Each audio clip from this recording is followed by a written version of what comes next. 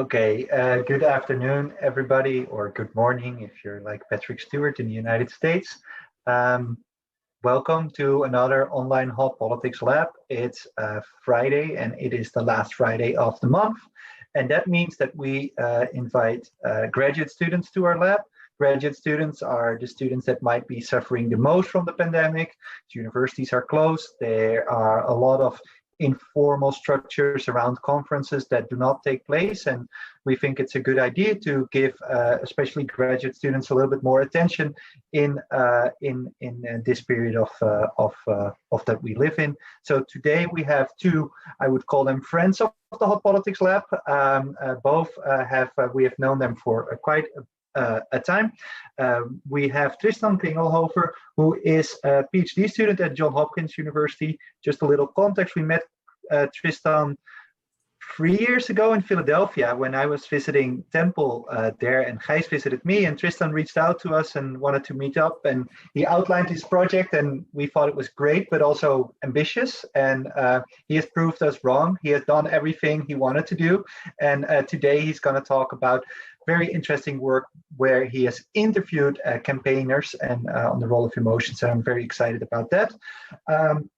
And first we have Linn Andrea Vik, who is a graduate student at the Norwegian University of Science and Technology, but recently graduated first at the University of Amsterdam at the Department of Communication Science, wrote a nice thesis under my supervision on negativity in the news and the emotional responses that gives. But Linn Andrea will talk today about the personality of the unelected. Linn Andrea, the floor is yours. Okay, thank you very, very much. Let's see if everything works. Am I sharing my screen? No? Let's see.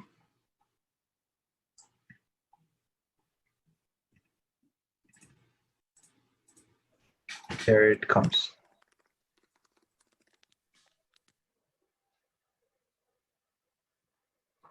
Okay, yep. Nice. It never goes as I want it to. Okay. Thank you so much for having me. For you guys who don't know me, I am Andrea. As Bert said, I am a PhD student at the Norwegian University of Science and Technology. And I am going to present today a proposal of what will hopefully be my first paper for my dissertation, which has the tentative title Uncovering the Unelected, a Computational Personality Assessment of Unelected Representatives. So this paper is actually done in collaboration with Chiara Varju, who's another alumnus from University of Amsterdam, who's currently a PhD candidate at the University of Lausanne.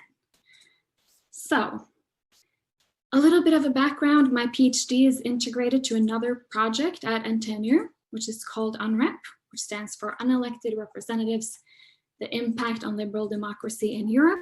This is headed by Peter de Wilde, and this is rooted in the fact that the theoretical exponentialism of representation is lacking empirical investigations.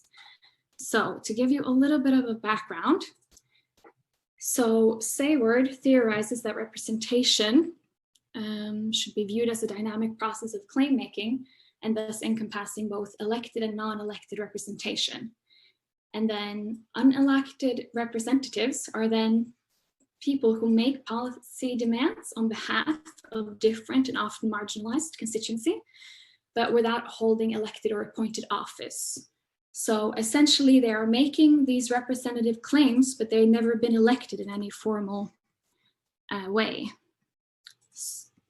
So, Sayward actually proposed 6 components of such a claim. However, in empirical investigations, there's only been found three. The maker, the claim, and the object. And in order to have a successful representative claims, Sayward puts forward this idea that it has to fulfill these 3 aims. And as you can see in the second aim, it is essential to kind of be for the maker to establish themselves as possessing certain characteristics or certain attributes. And so the maker and their characteristics are very crucial in this theoretical expansionism of representation, but it has so far been pretty empirically neglected. So I just want to give you some examples of these claims and the people who make them. As you very variety, we have, Thunberg and Breivik. There's quite a wide variety of ideologies in gender, in age. It's typical that you just claim to speak on behalf of someone else. That's kind of the key component here. And then, in his recent work, Seward highlights the need to examine these and empirically unelected representatives, because they have a lot of potential democratic promise and peril. So on the one hand, there are those that argue that a phenomenon such as unrep leads to a decrease in political trust and therefore kind of fosters a process of democracy with democratic disenchantment and democratic backsliding. And then on the other hand, you have those that say that our electoral processes actually are democratically troubling because of concepts such as voter suppression and turnout inequality. So this is why some argue that unreps actually have a lot of democratic promise, because they're giving voices to individuals that would often be excluded from electoral decision-making processes. So considering this debate, we come to my dissertation, which I think is nicely summarized by this quote by Hadi Searson-Levy, that the democratic process may be messy, unsatisfying, and frustrating, but it is inherently psychological. So what I aim to do is to use tools from empirical political psychology in this theoretical development on representation. So for this proposed paper, I will utilize from previous work on personality and politics, with the goal of uncovering the personality of unelected representative, and in doing so, hopefully providing some new insight into their motivation as well as their appeal. And an additional goal is to provide a strong foundation for future inquiries between like personality and persuasion, because eventually we want to look at the effect of these representative claims, which is what I'm going to continue doing. And this is why I first need to know who are unelected representatives. So I am assuming that most of you are fairly familiar with personality and personality trait frameworks. We will benefit from the Big Five and the Dark Triad. What I think is important to mention is that there are sort of two perspectives on personality. So it's both the external perspective, so how you are perceiving my traits right now, for instance, and then there is the internal perspective, which is how I can perceive my own traits. And personality and politics have become quite popular, both in the media and in academia. A little fun fact is that if you Google Trump and personality, then you get like 100 million, actually 100 million results in like half a second. And so I think this can explain why there's so much stuff on personality. I see now that you can't see this and you're not supposed to. I just want to highlight that there is many ways to study personality and politics. I have a little bit of memory here. So personality has been found to influence politicians' ambitions and their success, as well as individuals' political attitudes, ideologies, and behavior, also political persuasion processes, but also leadership desirability and leadership preferences. And even furthermore, it can tell us something about subgroups of politicians, like Nye and colleagues did when they found that populists typically have a different set of personality traits compared to non-populist politicians.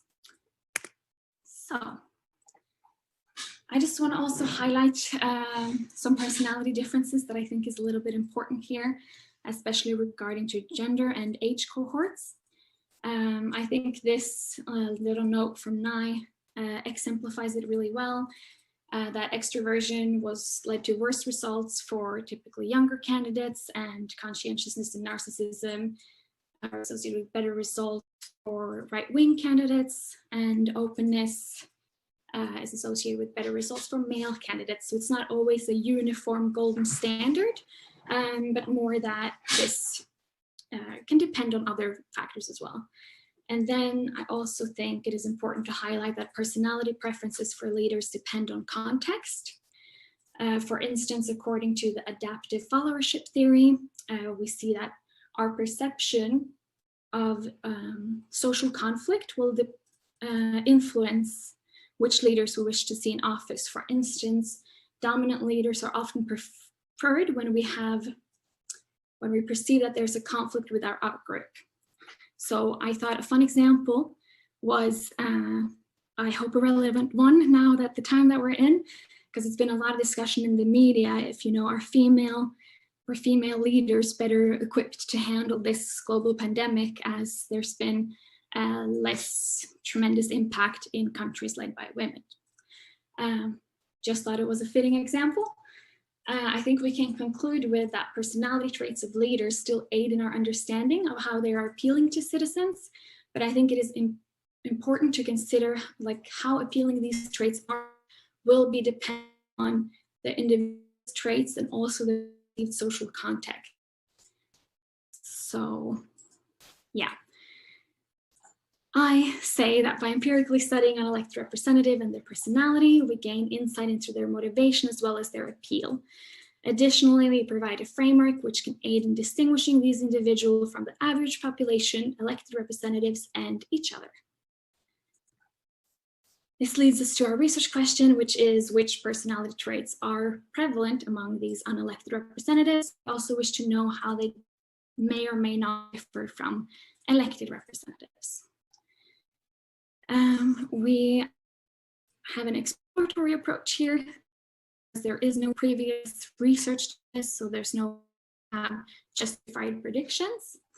However, we do formulate a tentative interpretation based on the quality of these populations, and that is that a cluster analysis or latent profile analysis will extract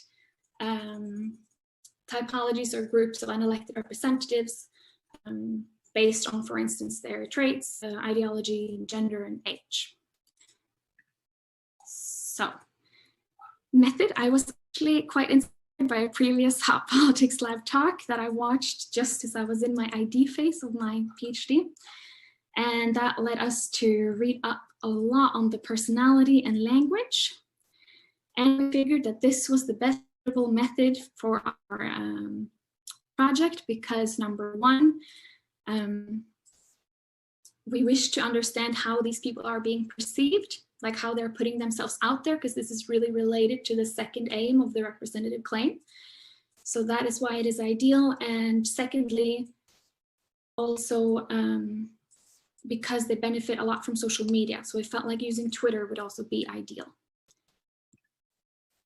So we will do a computational personality assessment by benefiting from the commercial receptivity API. Receptivity is a commercial company, but it's funded by Pennenbacher, who is sort of at the frontier of this language-based approach in social psychology. Sampling. So it's actually quite difficult to sample this population because I don't know if theorists think about the sampling frame and these kind of things, but Wolkenstein and Dratil has. So it is a very difficult, you don't have a sampling frame, so we can't draw a random sample, which led us to do a purposeful or expert sampling in collaboration with Peter de Wilde. And yeah, so our rationale then was that they have had to have on some occasion presented a representative claim, and then they would have to have a public Twitter account. We also strive for maximum variation in our sample by selecting unreps who ranges in issue domains, political leniency, and socio-demographic variables. But there's a little bit of a but here because, as you may know, Twitter has the tendency to expel a lot of alt-right unreps. So our sample is a bit skewed towards the liberal left-lenient way. For our elected representatives, we had a sample derived from the Negative Campaigning Comparative Expert Survey dataset, which includes measures of personality reputation. This is, of course, done by University of Amsterdam's very own Alessandro Nai, and it includes more than 150 candidates based on more than 1,700 expert assessments. And then we selected everyone who has a public Twitter account. Why did we do this? Well, because we want to validate our receptivity, our language-based measures with expert assessments. So these are true measurements of both external perspectives on personality, and by looking at the correlations here, we can see sort of if they're telling the same story or not. And this will also aid in advancing knowledge for different measurements of personality. So yeah, our analysis plan so far is to run a series of t-tests to check the differences of means between the two groups, do a logistic regression check if this upholds with control variables, and a cluster analysis or profile analysis to see if we can find subgroups in our sample of elected representatives. And then, hopefully, we will have been able to uncover the personality of the unelected. Can we see that there are anything that, you know, are the same? How are they different, both from each other and from elected representative, apart from, of course, the obvious fashion choices? Yeah, so what lies ahead? Well, we still have to optimize our design and actually conduct the research and optimize our analysis plan. We are not sure if cluster analysis or latent profile analysis is the way to go. This is because I just learned about or heard about latent profile analysis this week and was intrigued, but we're not sure about the benefits and drawbacks. Andrea? Oh, sorry. You should round up because otherwise there will be no time for questions. Yeah. And then, of course, with sampling, our sampling strategy leads us to a very limited amount of possible people to include in our sample, which affects statistical power. So I would really like feedback on especially these issues, because I think they're very important for us to consider. So that was it. Thank you very much for the attention.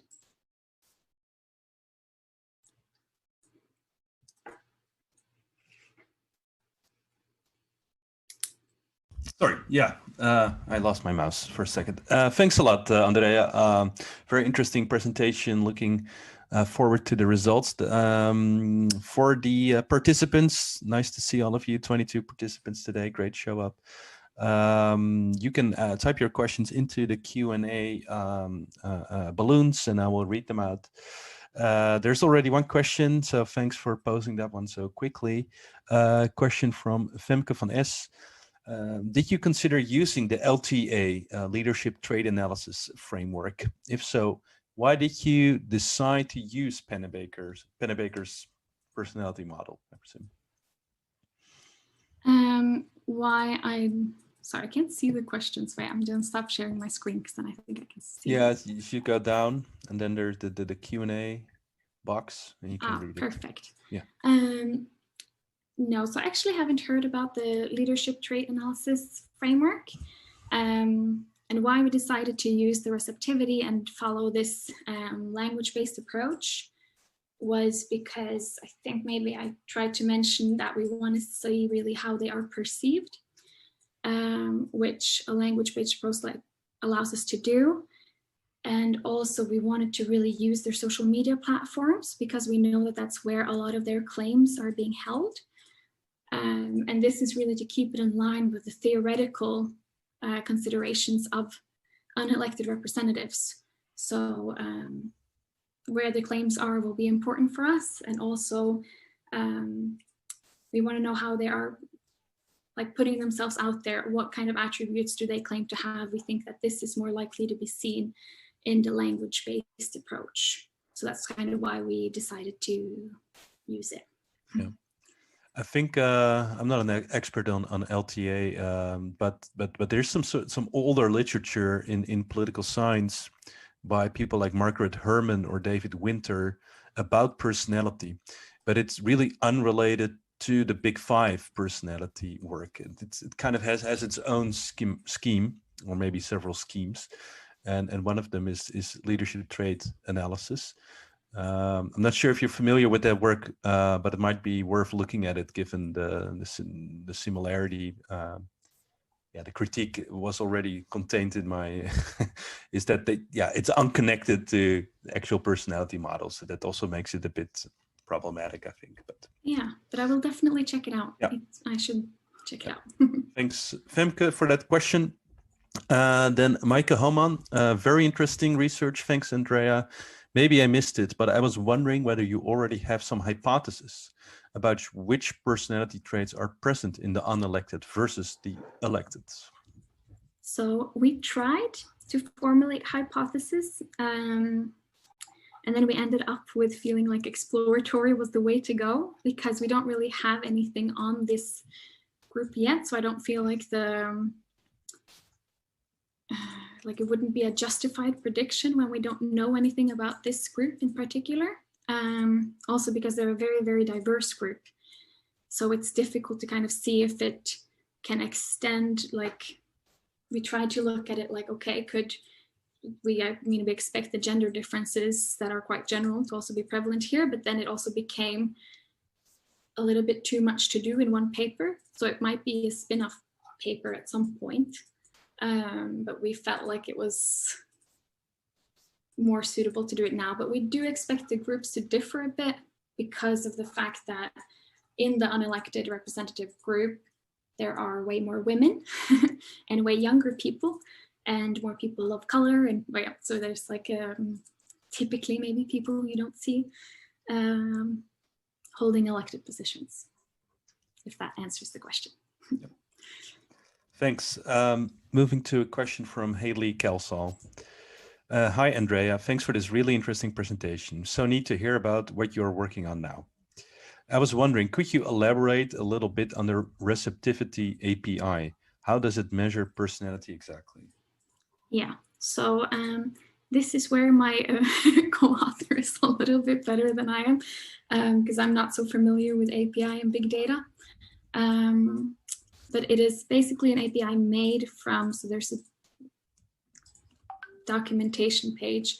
But yeah, I think it just benefits from work done by data scientists and behavioral social psychologists, and has decided to make money on these advancements. It also has the LIVC, like a commercial variant of the LIVC, the language inventory word count thing divided by this. So yeah, but I don't know. And then this is a slight limitation as well, because the measurements are proprietary, because they of course want to keep making money off of it, and then they are not exactly publishing everything on GitHub. So yeah, we will have to see how much information we can get out of their hands about the receptivity API while respecting their proprietariness.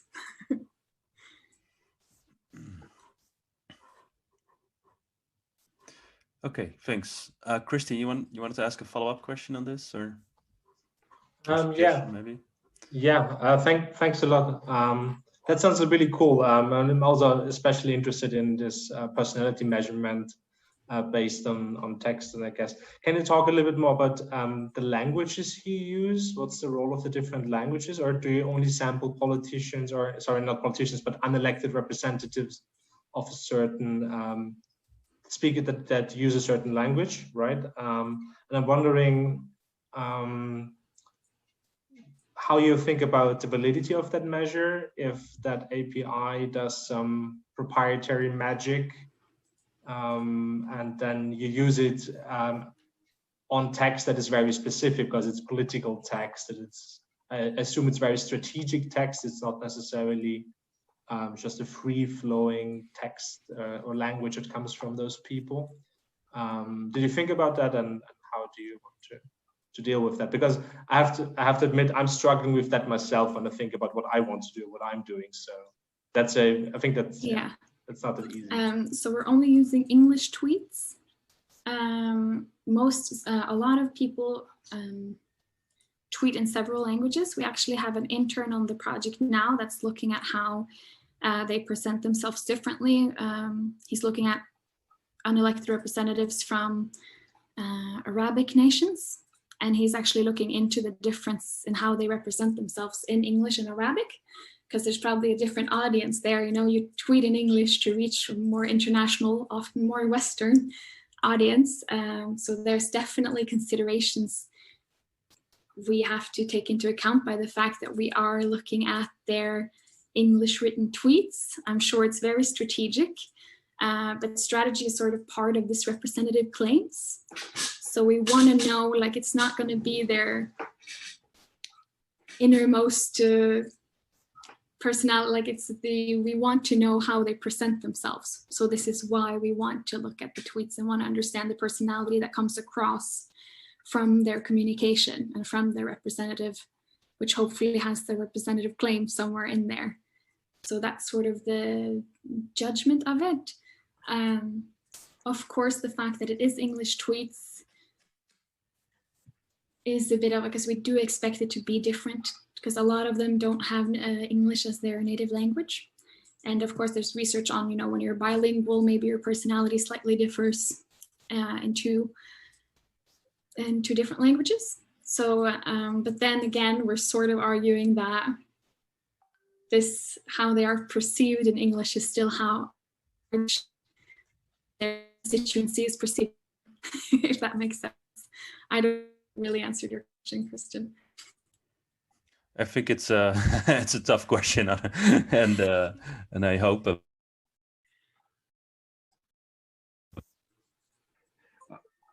Okay, there's one more question from Matthijs Roduin. I wanted to say Matteo, but that's. Sounds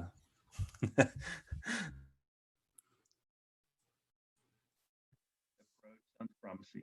I was wondering, why not also do an expert survey like NECX for the unelected representatives? This might not work for the less well-known representative, but it might be useful when it comes to the very famous ones. And if I'm with, let's say 100, a sample of 100 of the not so famous ones. Sorry, I didn't hear what you said at the end there, guys. Yeah, sorry, my microphone is, the wire is broken. I said, in addition to the expert survey that Matthijs suggests, why not do an actual personality survey with some of these people? Yeah, so expert assessment was actually what I was thinking about before I became aware of all the stuff that's done on personality and language. It has a little bit to do with the, like you say, a lot of them are not that well known, or not well known to everyone. Maybe like Martin Sellner is very known in, you know, his identitarian culture across Europe, but maybe not too many of more liberal people. So that was a reason, but I do think it could be a good idea to also have expert assessments on a few of these, on a few of them at least. Could be very interesting. I think like there's mostly money and time, which is a consideration. But yeah, and then for what you said, guys, to do to get self-reports, we did consider it because we do have journalists that are interviewing or trying to interview a bunch of these people. So I was thinking maybe I can like if you want to answer it, but it will have to be difficult that, and I hear of high non-response rate, because I think they will be very interested in getting their message across to the journalists. I don't know how interested they will be in helping the academic purposes of the project. So yeah, I fear a very high non-response rate, and then maybe especially not from the more alt-right. Yeah, I just fear that they wouldn't want to, and then we would have an even. But it's important considerations though, so I'll take it into account. Yeah. I think regarding the last thing you said, that's absolutely true. But I mean, there are also some really positive examples of particularly working in Scandinavia, where people were able to interview, say, like 30 to 40% of the parliamentarians in their country with these personality data. So it is feasible. So that I want to give you as a suggestion, because we need to round up. There was another suggestion by Femke van Es again, you may also benefit from the literature on celebrity leadership. Sounds very different, but the group of leaders they focus on overlaps with yours. That's what Femke van Es writes. And if I might add to that, I can also highly recommend you to read the work by Femke van Es on leadership, which is also really excellent and interesting for your particular topic. Yeah, definitely. I want to thank you for your presentation, Andrea. Really hoping you can collect the data that you want to. And to all the listeners, Bert had to leave. He had an interview that could not be moved. So he says bye, and maybe until later. We're going to move to the second speaker of today, Tristan Klingelhöfer, who Bert already introduced. So let's just go ahead and go to your presentation, Tristan. Yes. Hello, everyone. Thank you so much, Gijs. I'm sharing my screen with you and hope that you can all see this now. Yes, let me start by also saying that I find your project, Andrea, really cool. So this was a great presentation. Looking forward to see what you will find. Yeah, thank you again for affording me the possibility to present here. I'm really delighted to be here. As Bert has said, Gijs and Bert have both seen sort of the prospectus, really early versions of my dissertation when it was still all really vague.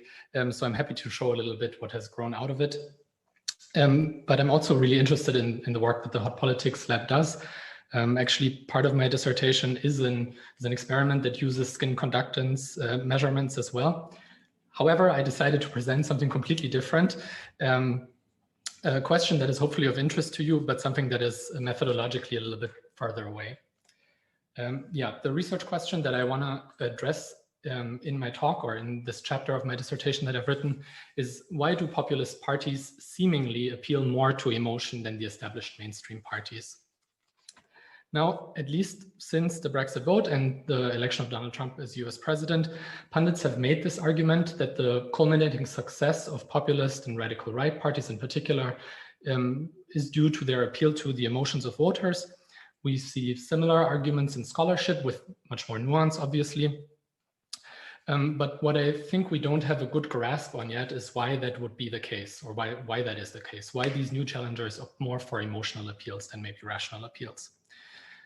There are some very important studies already by Crabtree et al., Cosmides et al., and most recently Wittmann, surely, who look at campaign output, at text and communications that parties issue to understand why some appeal more to emotion than others, why specific emotions. But I do think that the puzzle is not sufficiently solved. And if you go through it, I do think it really is a puzzle.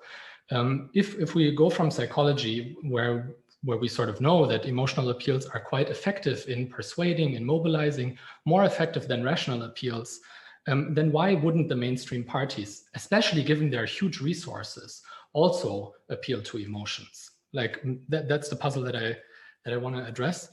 And so I believe that, or what the main basic idea is that I want to ask people that were involved in campaigns, why did it the things they did, rather than assuming that we can infer strategy from output. So two basic premises inform my work, or what I'm presenting to you today. The first premise is that we need to empirically assess campaign strategy separate from campaign output.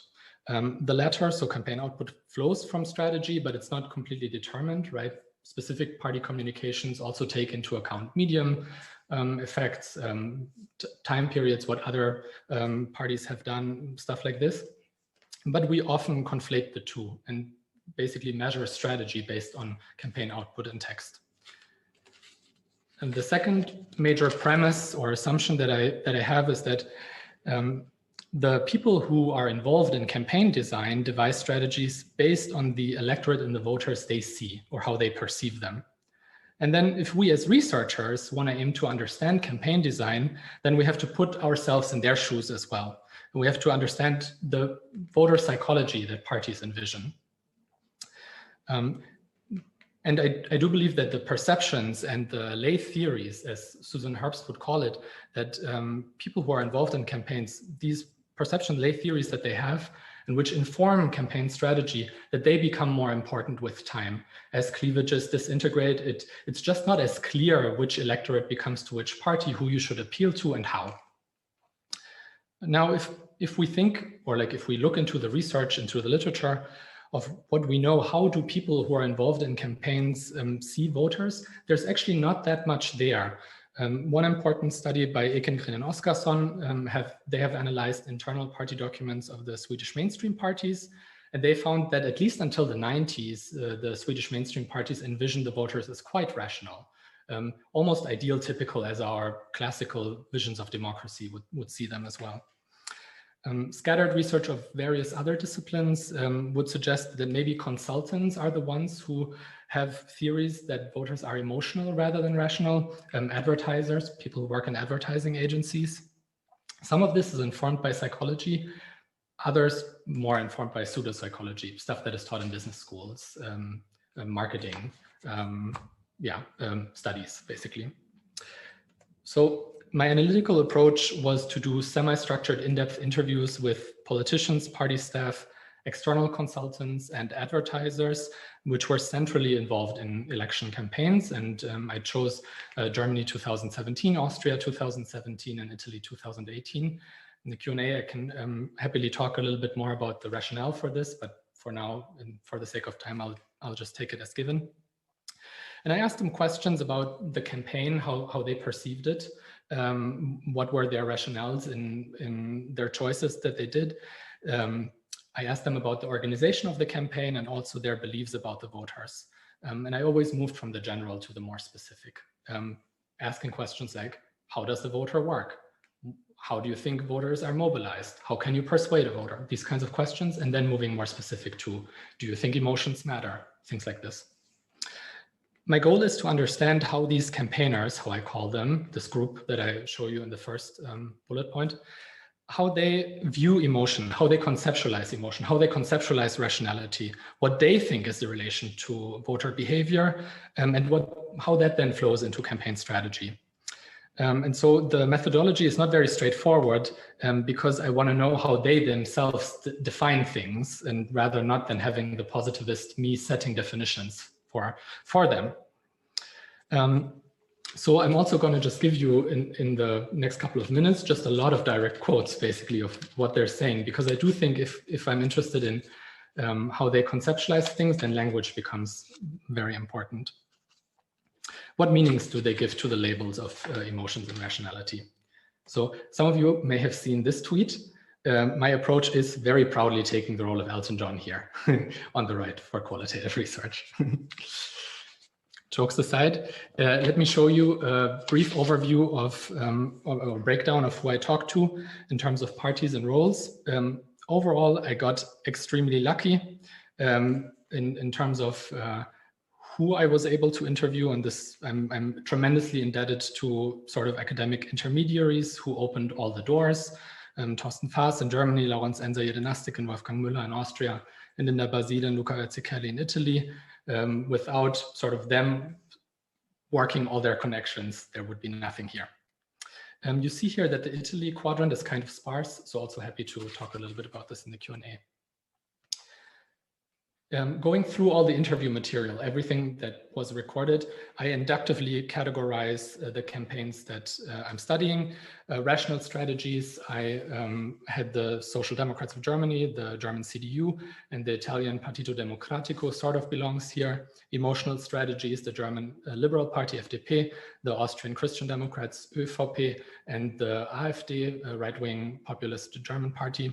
Inconsistent were SPÖ and Greens, also partly Partito Democratico could be put here, really no strategy, one might say. And then the remainder of the parties in the three systems, belong to what I would call mixed strategies.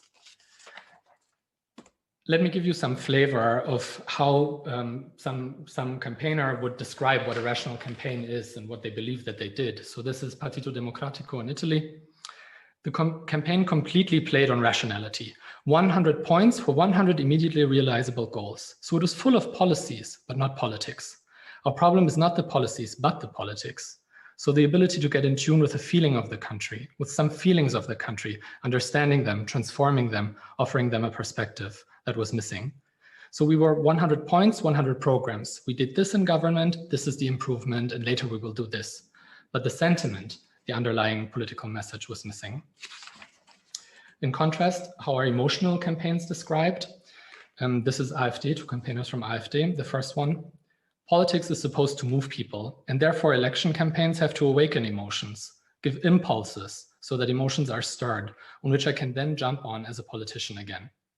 The other one, I believe that pictures always play a role in speeches, that one paints a picture, that you speak the language the recipient understands. Of course, there are professors that can discuss 1 hour about micrograms or upper limits. I doubt that this is the language the person driving a diesel car wants to hear. So that you say one has to name the things in a way that it appeals to the human facing you, or maybe how you yourself want to be appealed to. I mean, we are all citizens and voters. I also note if I feel a connection to a topic, if I feel affected, or if I think, well, might be, but it doesn't really touch me. Now, my research shows a number of factors that might explain why a party would follow a more emotional or a more rational strategy. A factor that's before everything that decides if there's consistency or chaos in a campaign has to do with party unity or campaign organization. And then if we're able to conduct a real strategy, then if it's rational or emotional will depend on these 4 factors that you see listed here. In the following, for the sake of time, I will just go into 2 of them: the perceptions and theories of how voters work that campaigners have, and ethical understandings of democracy.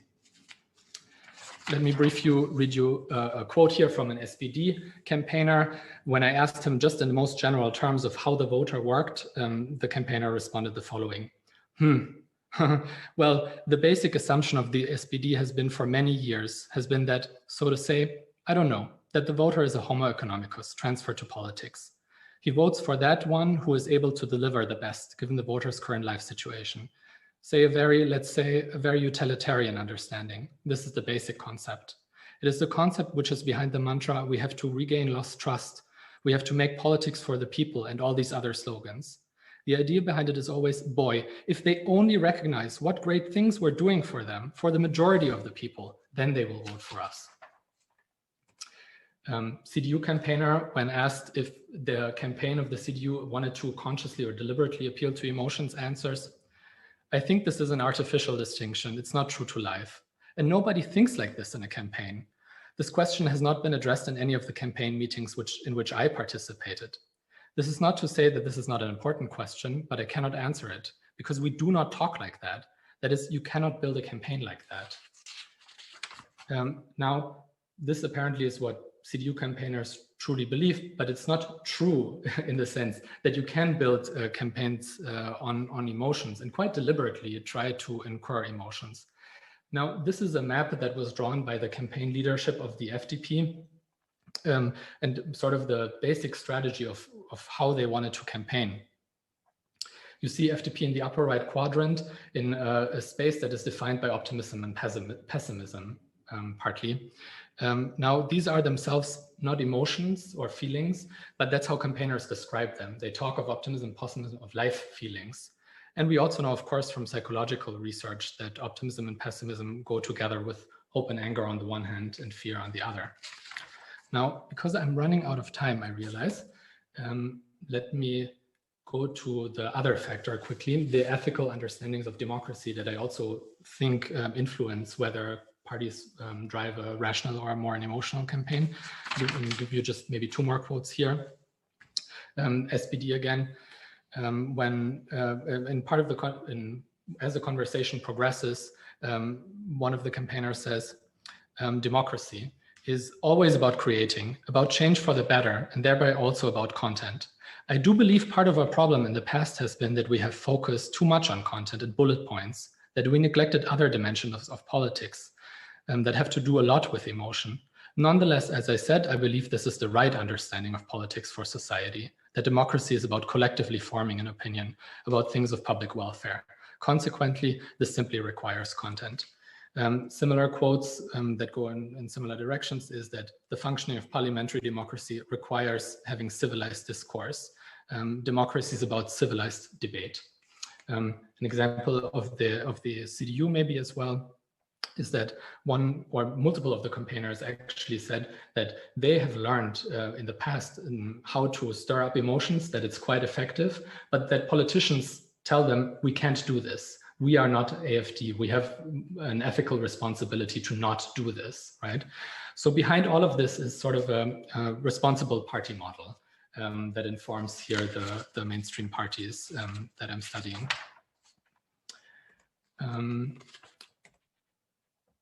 Let me give you one last quote before ending, and that is from the ÖVP, where apparently sort of this responsibility notion doesn't come to the fore so clearly.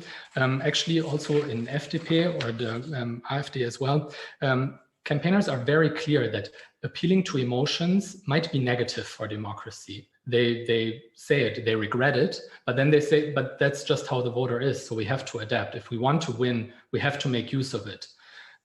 So that's one way to deal with it.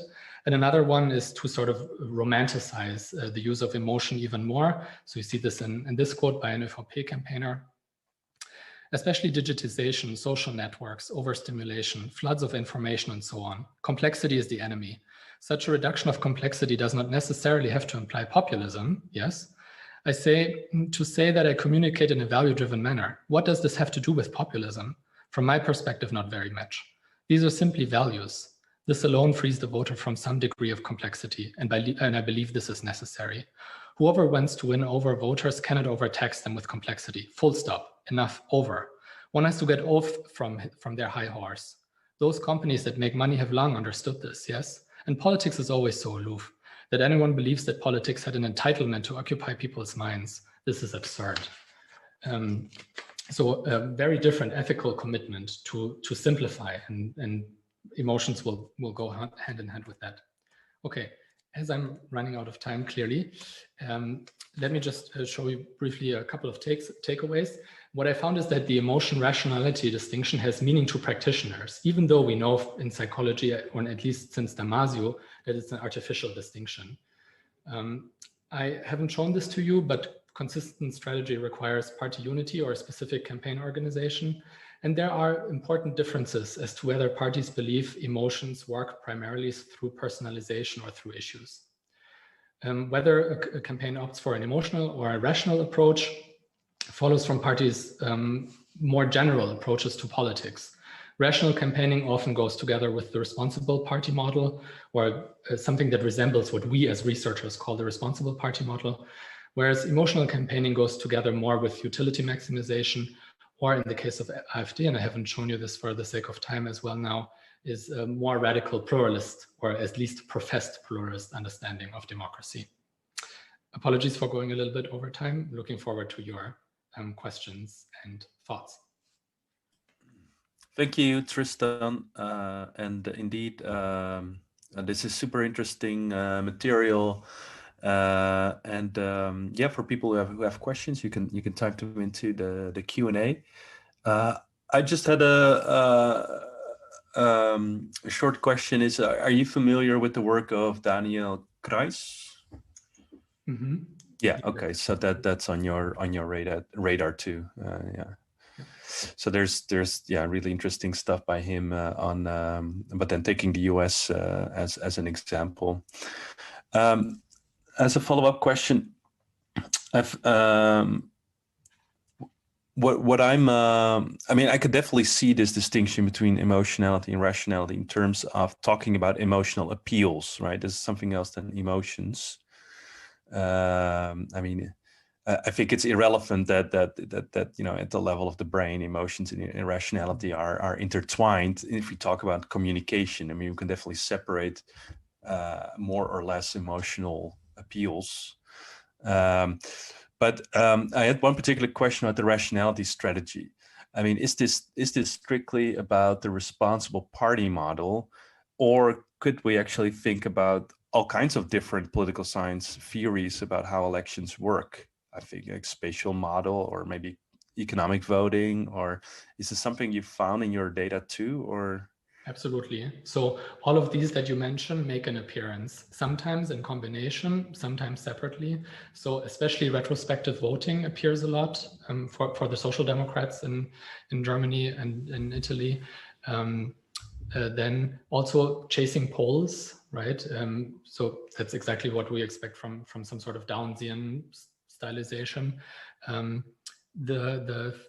The responsible party model mostly appears when it's about when it goes a little bit further than just what are their ingrained understandings of how voters work, but just when they realize maybe it's not so good. I see the others driving this more emotional strategy, and I see it works, but I can't do it.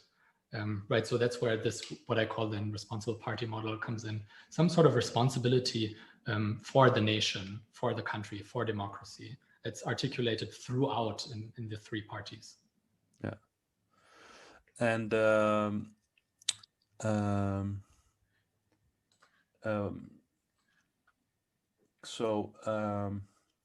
I had a follow-up question, but I lost it.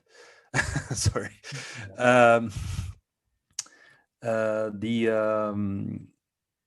Oh yeah, now I have it again. Did you in any way try to compare this classification of parties into more emotional, more rational to their actual campaign material?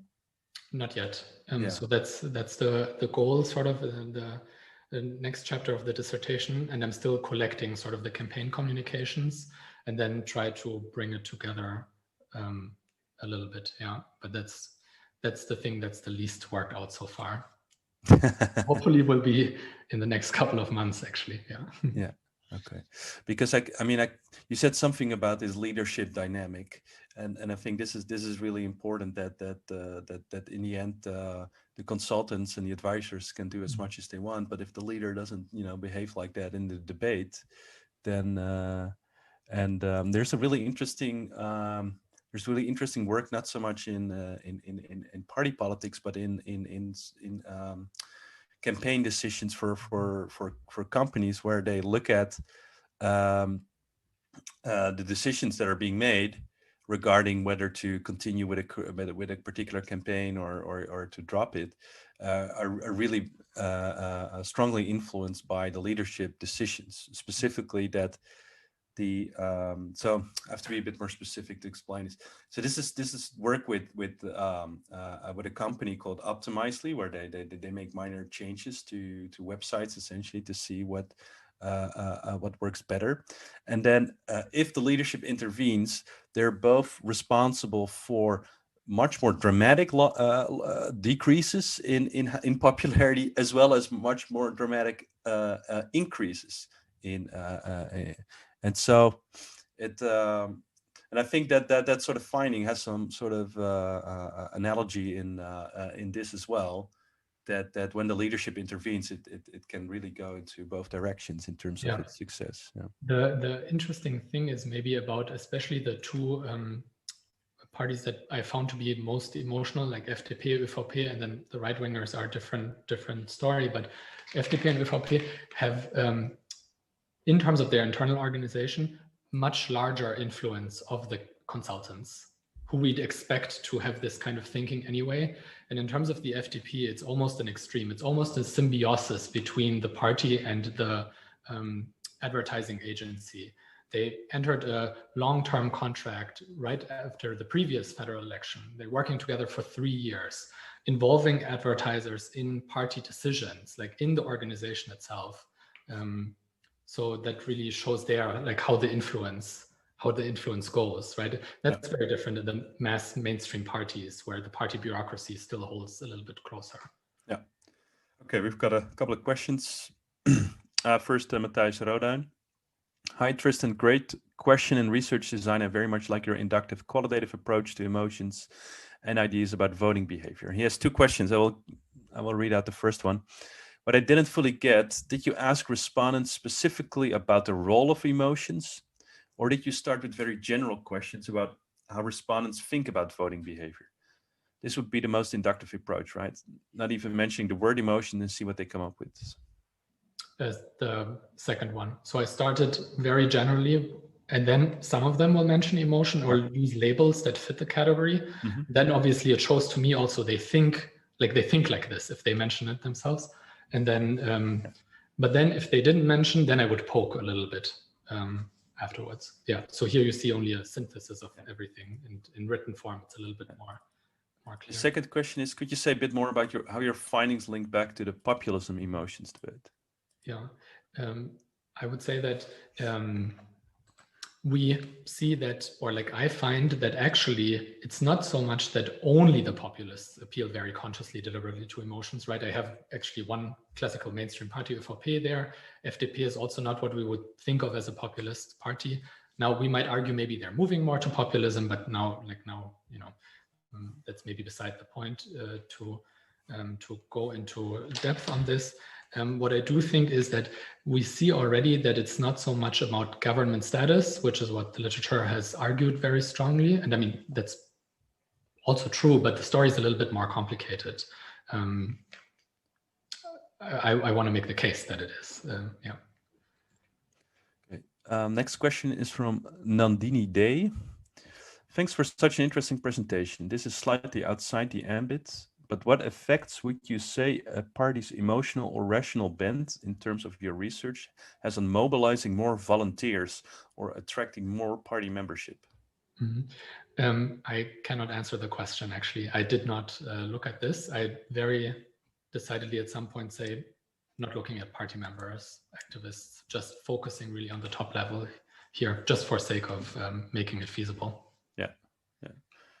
But perhaps it's reasonable to say that parties who have few volunteers and few members are also more likely to sort of go down the consultancy route, simply because they don't have the free labor available. At least that has been one of the arguments in the party organization literature, which kind of explains why parties like the SPD are sort of more traditional in their approach. Sure, but it's also not going all the way, right? Because for ÖVP as well, you see a large, or I see a large influence of the advertising agency, not as not symbiosis, but like 5 people made the campaign, and the sort of the campaign, like the advertising agency is very important in campaign management.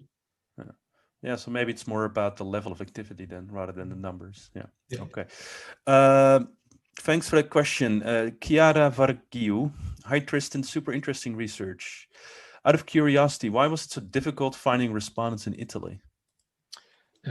There's so many parties, right? True. Also language. So I had studied Italian only 3 years prior. So I more clearly was an outsider, right? I didn't know my way around so much. Norms were a little bit different. But then partly, I think it also shows just how different Italian parties have already become. They work much more like through parliamentarians, more so than the German Austrian parties, very bureaucratic, right? You get answers when you send parties an email, whereas in Italian, if you there's an email, like the phone number doesn't work, the email doesn't work anymore. It just shows how party organization has really changed a lot. And so my impression was, okay, I need to first go to politicians, and then they will forward me from there. But then I just ran out of time. Okay. Question from Micah Homan. Thank you for your interesting presentation. Based on the last quote you mentioned, could it be that emotional strategies are not necessarily used to induce emotions in voters, but used as an information heuristic, just to simplify and tell the voters to think negatively or positively about a certain issue?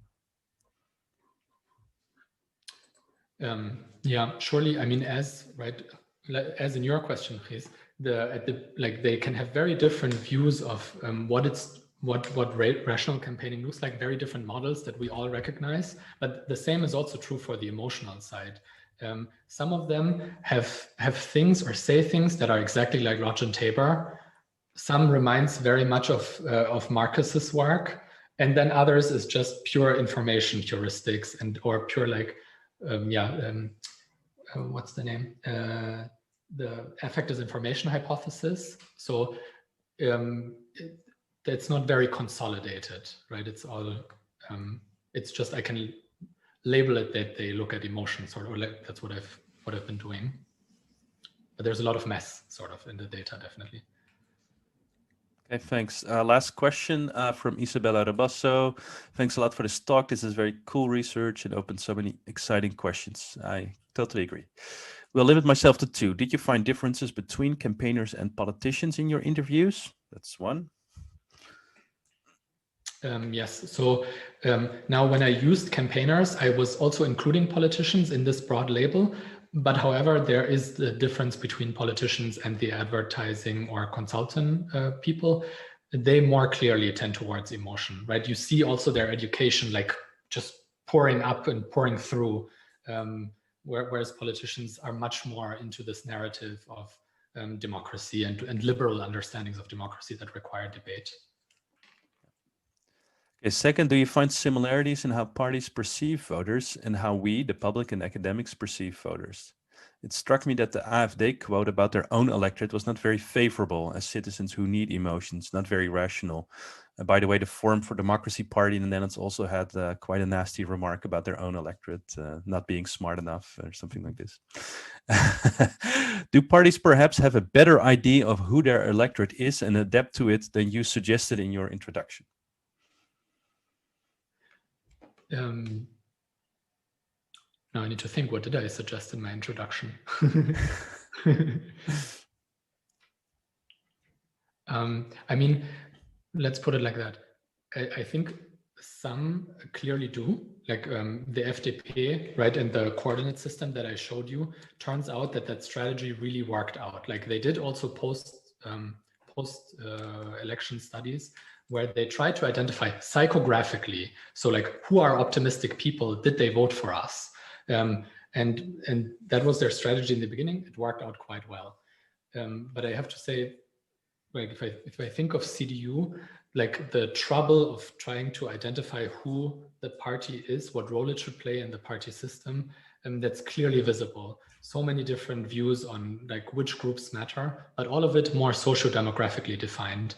And you see again the mass party cleavage, baggage still in the background, like cannot loosen itself from this. From these points, whereas FDP much more tabula rasa, let's not think of social demographics, let's not think of cleavages, and working with this more psychographic, as they call it, psychographic indicators. Yeah. So they know very well who their electorate is. Yeah. Great. Thanks a lot. Super interesting research. And even though you yourself expressed some doubt as this would be appropriate to our lab, I think this is highly appropriate. And I think this is, you know, this type of research specifically fills in some of the questions we quite often have, and so I for one deplore the fact that we have so few Elton Johns here in our research group. Always be welcome, even if you want to dress up like him. Yeah, next presentation maybe. Thank you both, Tristan and Andrea, for your interesting presentations. You will both get the infamous Hot Politics coffee mug once we get back to our offices to where they actually are all stored. So it will take a while, but hopefully I will get to see you somewhere this year that I can personally hand it over to you. Okay, so that was it for January. We're rushing to February already. Next week, we have Constantine Boursalis from Trinity College Dublin, who will give a talk with, the title is TBA, but I think he will give a talk about his recent work on analyzing German election debates and using both language and acoustics and video, so facial expressions of the participants in it. So I think that's going to be highly interesting. The week after that, we have Jana Krupnikov from political science, Stony Brook University. I'm not sure what her talk will be about, but I hope to get an update on that soon. And then Michael Bruder, February 19, from London School of Economics, will give a talk about his new book about how to organize elections, and it goes really into detail, literally how to design a voting booth. So that's going to be highly interesting too. And then at the end of February, we actually have no meeting because it's a holiday here in the Netherlands. Okay, so hope to see you the next weeks, and thank you all for being present.